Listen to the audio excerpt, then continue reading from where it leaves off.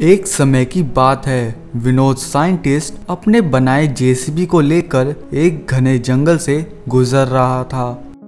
लेकिन तभी बीच रास्ते में एक धमाका होता है और विनोद के जेसीबी के सामने एक हेलीकॉप्टर आकर लैंड होता है। उस हेलीकॉप्टर से एक साइंटिस्ट बाहर आता है जो कि विनोद साइंटिस्ट का सबसे बड़ा दुश्मन था। अचानक उस बुरे साइंटिस्ट का वह हेलीकॉप्टर एक हेलीकॉप्टर रोबोट में बदल जाता है जो कि काफी पावरफुल रोबोट था। आज तू नहीं बचेगा विनोद, मेरा ये हेलीकॉप्टर रोबोट तेरे टुकड़े टुकड़े कर देगा। तभी विनोद साइंटिस्ट का जेसीबी एक जेसीबी रोबोट के अंदर बदल जाता है। अगर तुम में हिम्मत है तो आओ और मेरे इस जेसीबी रोबोट से मुकाबला करो। वे दोनों रोबोट्स फाइट करने के लिए तैयार हो जाते हैं।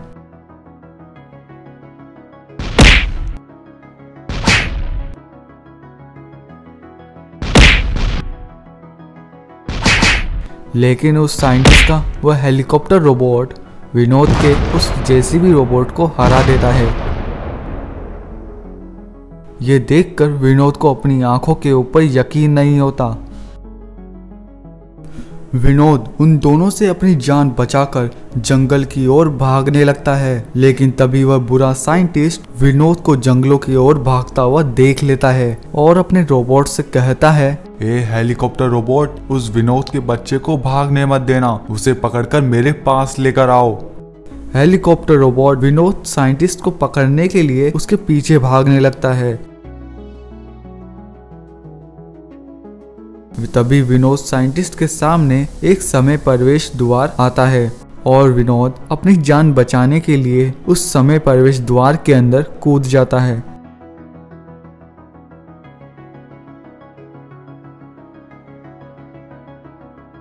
यह देखकर वह हेलीकॉप्टर रोबोट काफी गुस्सा होता है।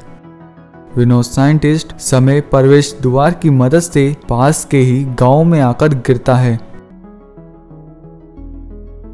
उस सुंदरपुर नाम के गांव में एक चिंटू नाम का लड़का रहा करता था। चिंटू के पास एक ट्रैक्टर था जिससे वह पूरे गांव में घूमा करता था। एक दिन चिंटू और उसके सभी दोस्त एक जगह जमा होते हैं और वे सभी एक ट्रैक्टर रेस का आयोजन करते हैं। चिंटू और राहुल अपने अपने ट्रैक्टर को लेकर रेस लगाते हैं। जैसे ही ट्रैक्टर रेस शुरू होती है, चिंटू राहुल से आगे निकल जाता है।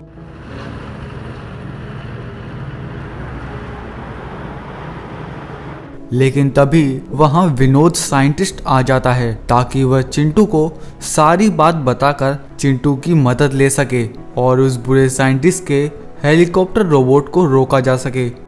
लेकिन हमारा राहुल रेस जीतने के चक्कर में उस विनोद साइंटिस्ट को अपने ट्रैक्टर से कुचल देता है, जिस कारण विनोद साइंटिस्ट वहीं मारा जाता है।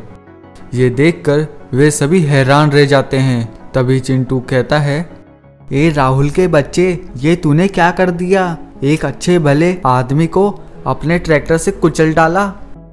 अबे यार चिंटू, मैं तो बस अपनी ट्रैक्टर रेस लगा रहा था, मुझे पता ही नहीं चला कि ये कब मेरे ट्रैक्टर के नीचे आ गया। तभी उन्हें पुलिस की आवाज सुनाई देती है जिसे सुनकर वे डर जाते हैं और कुछ ही पलों में वे सभी बच्चे वहां से उड़नछू हो जाते हैं। लेकिन तभी उस विनोद साइंटिस्ट की आत्मा उसके शरीर से निकलकर उस ट्रैक्टर के अंदर समा जाती है और फिर वह ट्रैक्टर अपने आप ही चलने लगता है। वह बुरा साइंटिस्ट अपने हेलीकॉप्टर रोबोट को लेकर वापस जा रहा था।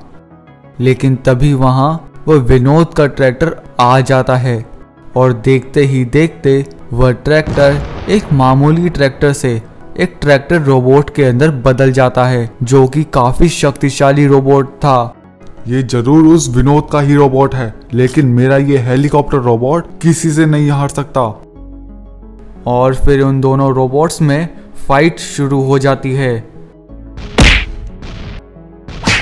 इस बार विनोद का ट्रैक्टर रोबोट काफी शक्तिशाली रोबोट था और उसे हरा पाना उस हेलीकॉप्टर रोबोट के लिए काफी मुश्किल था।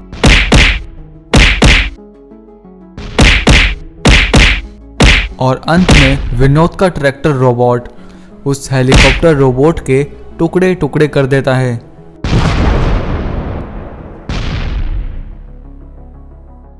ये देखकर बुरा साइंटिस्ट बहुत डर जाता है और अपनी जान बचाकर वहां से भागने लगता है और इसी के साथ विनोद का रोबोट ये लड़ाई जीत जाता है। आज हमारा चिंटू अपनी जायंट पतंग के साथ उड़ रहा था। हुर्रे हुर्रे, आज तो बहुत मज़ा आ रहा है। ऐसा लग रहा है जैसे मैं एक चिड़िया हूँ और मैं उड़कर कहीं भी जा सकता हूँ, कहीं भी। वही दो लुटेरे एक भले आदमी को लूट कर भाग रहे थे। तभी अचानक एक जोरदार हवा का झोंका आता है और चिंटू अपनी जायंट पतंग के साथ तेजी से आते हुए उन दोनों लुटेरों पर जा गिरता है।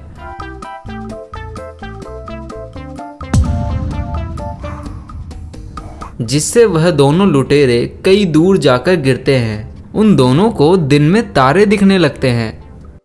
दूर खड़े होकर चिंटू देखता है कि उसका दोस्त मोनू गुस्से से लाल होकर उसकी ही ओर आ रहा है।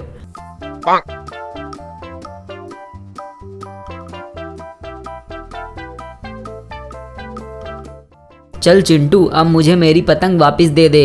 ये पतंग मेरे पिताजी ने मेरे लिए बनाई थी। चल हट, अब ये पतंग मेरी है, मैं इसे किसी को नहीं दूंगा। ऐसा कहकर चिंटू उस पतंग को लेकर वहां से भागने लगता है ताकि मोनू वह पतंग उससे ना ले पाए। ए चिंटू रुक जा, मुझे मेरी पतंग वापस कर वरना मैं तुझे नहीं छोड़ूंगा। रुक जा चिंटू। चिंटू मोनू से बचने के लिए झाड़ियों में जाकर छुप जाता है। चिंटू के बच्चे, आज तू नहीं बचेगा। तभी मोनू चिंटू को झाड़ियों में छुपा हुआ देख लेता है। उसे बाहर निकालने के लिए मोनू एक बड़े आलू बम को जलाकर उन झाड़ियों में फेंक देता है।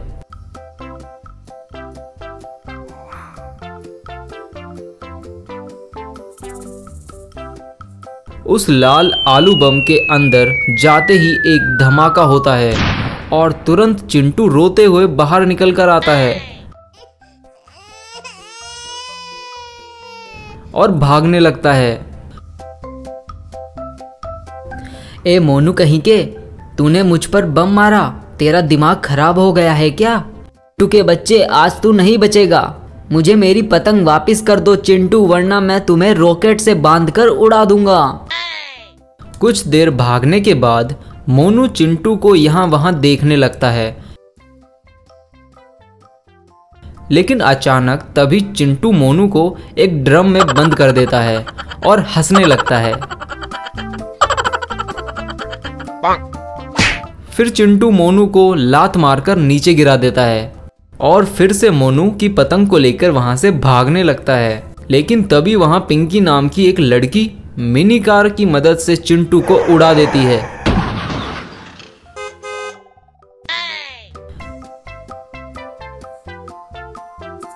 फिर मोनू और पिंकी दोनों मिलकर चिंटू से अपनी पतंग वापस ले लेते हैं और खुशी खुशी अपने घर चले जाते हैं। लेकिन तभी अचानक वहां एक नीला रोबोट आ जाता है और उन दोनों को पकड़ लेता है और उन्हें वह बहुत मारने लगता है। उस नीले रोबोट को अपने दोस्तों को परेशान करता देखकर चिंटू को बहुत गुस्सा आता है और उसे सबक सिखाने के लिए अपने ट्रैक्टर रोबोट को बुला लेता है। मेरे ट्रैक्टर रोबोट, इस नीले रोबोट को ऐसा सबक सिखाओ कि यह आज के बाद कभी हमें परेशान ना करे। इसके बाद वह दोनों रोबोट फाइट शुरू कर देते हैं। वह दोनों ही रोबोट एक दूसरे को कांटे की टक्कर दे रहे थे।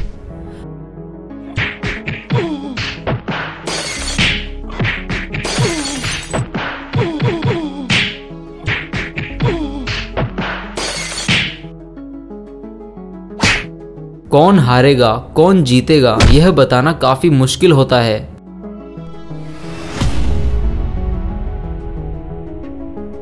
कुछ ही देर में ट्रैक्टर रोबोट उस नीले रोबोट को हरा देता है। अगर आपको हमारी ये वीडियो पसंद आई तो इस वीडियो को लाइक करें और हमारे चैनल को सब्सक्राइब करें।